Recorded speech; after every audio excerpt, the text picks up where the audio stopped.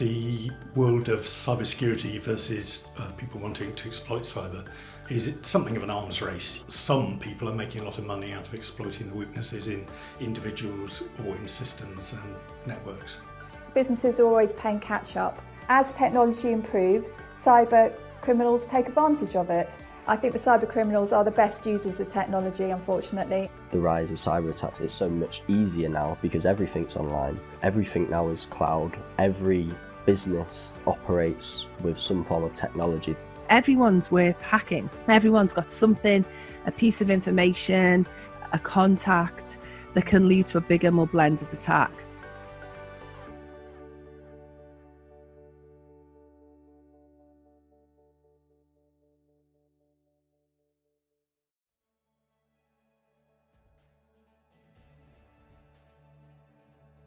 Cybercrime has doubled in the last 5 years. Automated attacks mean that you can target many more companies than previously. Many more small businesses have gone to cloud.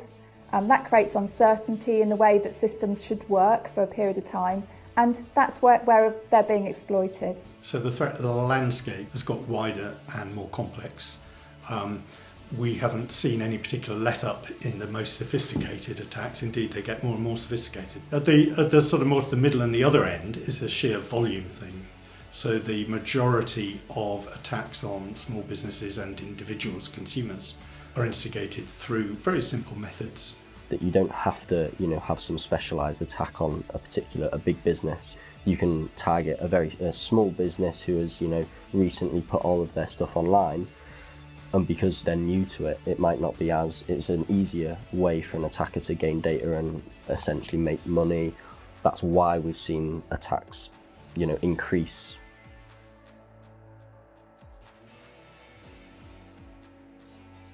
It's about risk management. How much is one prepared to spend? How much pain is one prepared to take?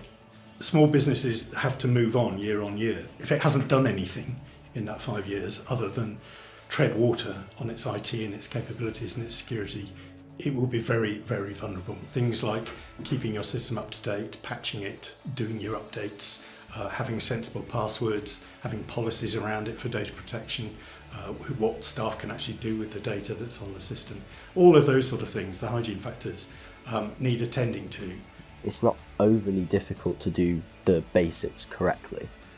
Having a password policy, for example, so if all your employers have a strong password, then it's less likely for someone to get into their accounts. With WannaCry a couple of years ago, the only reason that was so successful was because so many devices were unpatched. It wasn't as though it was some new exploit. So I think just make sure that small businesses are doing the basics correctly. They're aware that these cyber attacks happen. You're up to date with what's going on in that world, and if a new vulnerability exists, then make sure you do patch your systems. I think what's been interesting, or what has been of note across the last 5 years, is at the beginning it was very much about the hardware and talking about the defences and the perimeter and how to maintain your keep your data safe in terms of firewalls. And actually, as time has gone on, it's all about the people now. So you have to educate yourself on what best practice is, measure your own business against that, put steps in place to bring yourself up to a standard or a level of risk which you're prepared to take. And then it becomes a matter of putting those controls in place and then educating the staff as to what they need to do. Businesses need to make sure, first of all, that everyone in the business is aware of the fact that this threat is out there, and then just really enabling people within their own role to be able to feed back easily into the business. So it's not just that if you have security in your job title, it's your job. It's to let them know it's everybody's job. Everyone's a target. You know your role well. You know your function well. So if you're informed of the way people try and get into the business, then what you think about your role might be vulnerable. And what it does, it just keeps the conversation going. It hands that security culture back to employees. And that's something that costs nothing, but is very effective in just keeping that awareness going.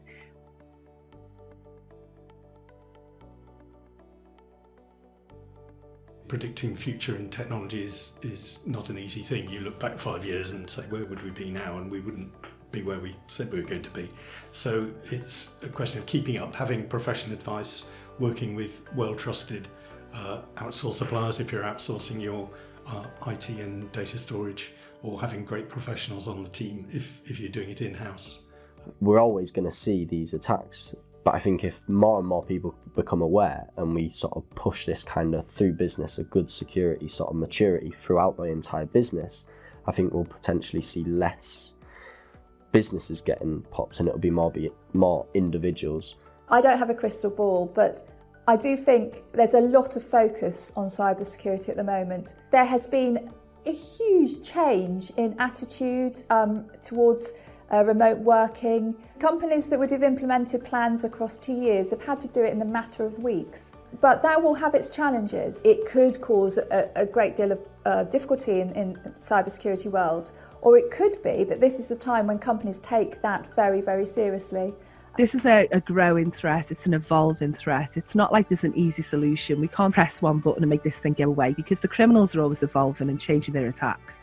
But, one of the things we say to clients is, but there's more of us than there are of them, and if we talk, we communicate, we share best practice, we're doing the best we can do. And at the end of the day, what you're trying to do is make yourself a harder target.